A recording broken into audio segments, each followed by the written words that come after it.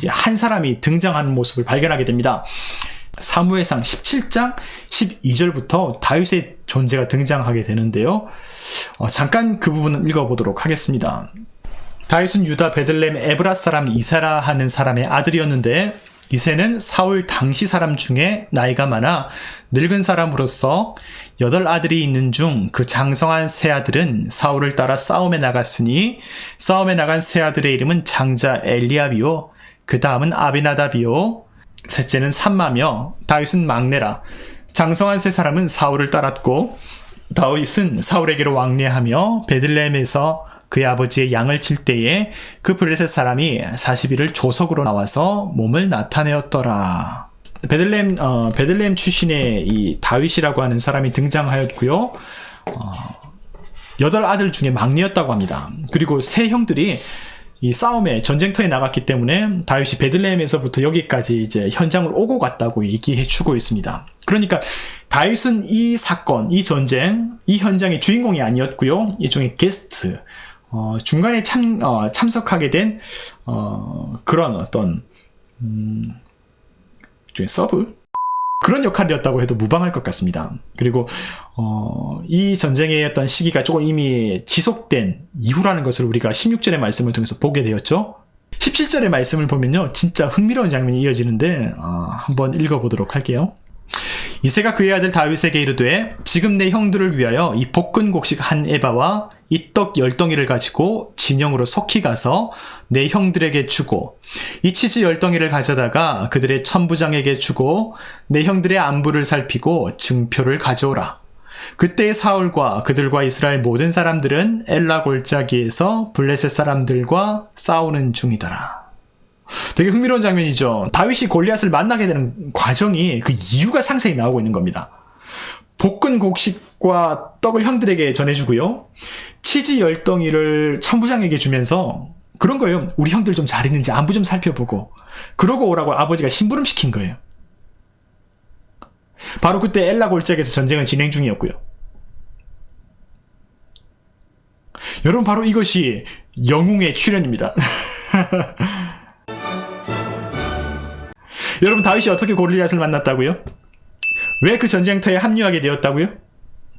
다윗이 어릴 적부터 열심히 기도하다가 불현듯 하나님의 계시를 받아서 너는 이 민족의 위기를 구해낼 위대한 지도자가 될 사람이다.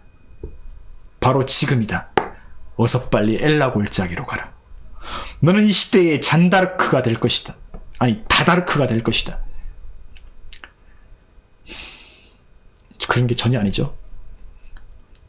그런 게 전혀 아니죠. 떡 전해주러 가는 거예요. 떡 전해주러 가는 거예요. 배달의 다윗 아닙니까? 배달의 다윗.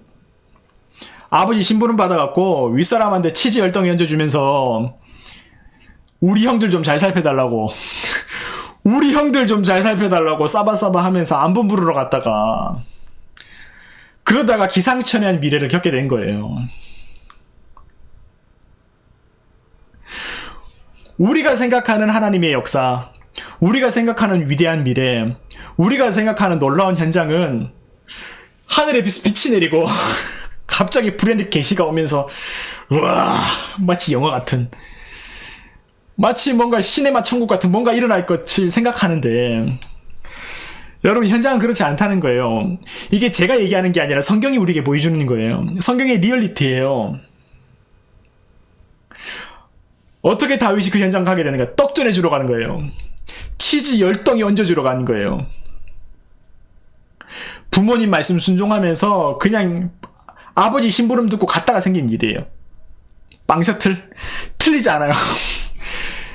자발적 빵 셔틀 맞아요. 여러분, 우리가 하나님의 역사를 함부로 재단하지 맙시다. 하나님께서 일하시는 방식을 함부로 판단하지 마십시다. 너무 거창하게 신화화하지 마십시다. 제가 목회자다 보니까 아무래도 신앙생활을 하시는 많은 분들을 만나게 되지 않겠습니까? 가끔은요, 조금 조심스러운 표현인데요. 맞아요. 그래요. 영웅주의를 조심해야 돼요. 소위 믿음 좋다고 하시는 분들 되게 많이 만나요. 기도 많이 하신다는 분들, 성경에 대한 조회가 되게 깊으시다는 분들, 소위 영빨이 좋다고 하시는 분들, 신뢰가 될 수 있지만 대단히 위험스럽고 조심스러울 때가 있어요. 자신의 믿음 생활 그리고 기도 생활을 너무 신격화해요. 여러분, 목사만 그런 게 아닙니다. 평신도도 마찬가지입니다. 기도하면 뭐가 보인다고 그러고, 기도하다가 경험하는 무언가가 뭔가 특별한 거고, 나만의 거창한 역사, 뭐 어떤 계기, 어떤 하나님의 섭리가 내게만 비추는 어떤 찬란한 빛처럼 얘기하면서 스스로를 지나치게 우상화하는 경우가 있어요. 여러분, 하나님의 역사는요, 어제와 똑같은 평범한 얼굴로 찾아옵니다. 물론 이것만이 전부는 아니지만 오늘 다윗의 현장에도 그렇습니다. 막내야, 형들한테 도시락 좀 갖다 줘라. 가는 길에 치즈 좀 갖고 가서 형들 잘 있나, 천부장한테 가서 좀 잘 있나 살펴보고 와라. 그러니까 아버지 알겠습니다. 갔다 오겠습니다. 다녀오겠습니다. 여러분, 바로 이것이 그 유명한 다윗과 골리앗의 한판 승부가 일어나게 된 그 결정적 과정이에요. 우리는 그냥 용맹스러운 다윗의 그 고백, 사무엘상 17장 45절, 너는 칼과 창과 단창으로 내게 나오지만 나는 내가 모욕하는 이스라엘의 군대의 하나님, 만군의 여호와 이름으로 내게 나아가노라, 이런 용맹스러운 믿음의 모습만 생각하잖아요. 그 과정, 그 역사의 현장, 하나님의 역사가 어떻게 흘러가는지, 신비한 빛이 다윗을 감싸안고 기도 가운데 하늘이 열리고 음성이 들리고 이런 것 아니고요. 다윗은 꾸준하게, 성실하게, 신실하게 오늘을 어제처럼 살아왔어요. 그러다가 하나님께서 주가 쓰시겠다고 하니까 쓰신 거예요. 치즈 10덩이, 그 우스갯소리 같은 그 작은 하나하나가 모여서 역사의 현장, 하나님의 역사의 현장 가운데 다 이끌려간 거예요. 여러분, 저는 우리의 믿음이 그런 믿음이 되기를 소망합니다. 여러분, 그런 믿음 가운데 하나님의 역사가 시작됩니다. 그리고 어쩌면 이미 그런 믿음으로 살아가고 계신, 저는 우리와 함께하는 여러분 모두가 그런 분들이라고 생각하고요. 그런 여러분을 축복하고 또 격렬하게 응원합니다. 그래서 여러분, 다시 한 번 더 제가 여러분에게 격려하고 당부하고 또 한 번 더 힘차게 말씀드립니다. 허황된 목사들에게 마음 상해하지 마십시오. 특별한 것, 거창한 것 없으면 실패한 것처럼 말하는 사람들, 기죽이는 말도 안 되는 사람들, 여러분 신경 쓰지 마십시오. 여러분, 그 사람들 자기가 뭔 소리 하는지도 모르는 사람들입니다.